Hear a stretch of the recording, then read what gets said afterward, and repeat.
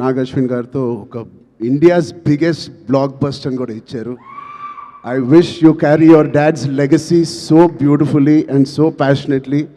బహుశా నాకు కూడా స్వప్న అండ్ ప్రియాంక అవకాశం ఉంటే వాళ్ళ బ్యానర్లో మళ్ళీ చేద్దాం అనుకుంటున్నాను.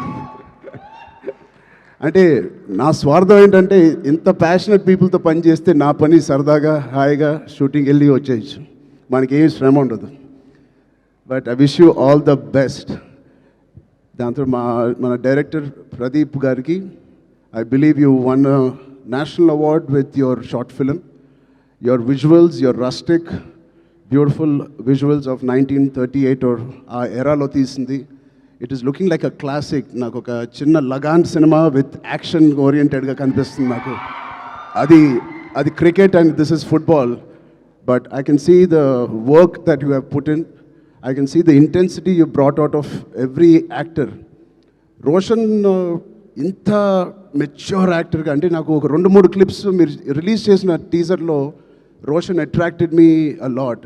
ఆ డోర్ ఫ్రేమ్ పక్కన నుంచుని ఆనుకుని ఒక బ్యూటిఫుల్ ఎక్స్ప్రెషన్ ఇస్తాడు. అలాంటి చిన్న చిన్న ఎక్స్ప్రెషన్స్ చాలా మెచ్యూర్డ్గా ఒక యాక్టర్ మామూలుగా ఇస్తాడు. లేకపోతే ఒక డైరెక్టర్ ఎంతో వాళ్ళకి ఎక్స్ప్లెయిన్ చేసే విధానం అయి ఉండొచ్చు.